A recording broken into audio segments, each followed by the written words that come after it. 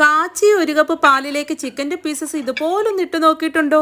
ഇതുപോലെ ഇടണ്ടേ, കുറച്ച് പതിയിട്ടാൽ മതി കേട്ടോ. അപ്പോൾ കാച്ചി ഒരു കപ്പ് പാലിലേക്ക് 3/4 കിലോയോളം കഴുകി വൃത്തിയാക്കി ചിക്കൻ്റെ പീസസ് ഇട്ട് കൊടുത്ത് കുറഞ്ഞത് ഒരു അരമണിക്കൂറെങ്കിലും റെസ്റ്റ് ചെയ്യാനായിട്ട് അടച്ച് മാറ്റി വെക്കാം. ശേഷം മൂടി തുറന്ന ചിക്കൻ പീസസ് എല്ലാം എടുത്ത് മാറ്റി ഇനി അതേ പാലിലേക്ക് 1/2 കപ്പ് തൈര്, 1 ടേബിൾ സ്പൂൺ വീതം ഇഞ്ചി വെളുത്തുള്ളി പേസ്റ്റ്, കാശ്മീരി മുളക് പൊടി, ഗരം മസാല, മല്ലിപ്പൊടി, 1 ടീസ്പൂൺ വീതം ചെറിയ ജീരകം പൊടിച്ചതും മഞ്ഞപ്പൊടിയും ചേർത്ത് ആവശ്യത്തിന് ഉപ്പും ചേർത്ത് കൊടുത്ത് കട്ടയില്ലാതെ നല്ലപോലെ ഇളക്കി മിക്സ് ചെയ്ത് മാറ്റിവെക്കാം.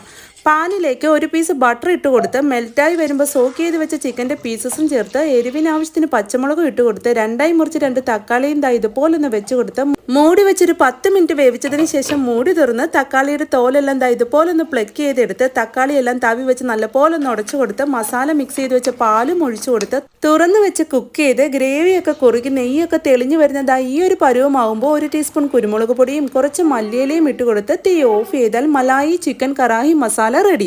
ചപ്പാത്തി, റൊട്ടി, നാൻ, അപ്പം, ഇടിയപ്പം, പൊറോട്ട, ഗീ റൈസ് ഇതിനൊപ്പം എല്ലാം നമ്മുടെ ഈ ചിക്കൻ കറി സെറ്റാട്ടോ. അപ്പോൾ എങ്ങനെയാ, ഒന്ന് ട്രൈ ചെയ്ത് നോക്കാമല്ലേ? അപ്പോൾ ഇതേപോലെയുള്ള ഈസി ആൻഡ് ടേസ്റ്റി റെസിപ്പീസിന് ഈ പേജ് ഒന്ന് ഫോളോ ചെയ്യാനും ലൈക്ക് ചെയ്യാനും മറക്കല്ലേ. അപ്പോൾ ഓക്കെ, ബൈ.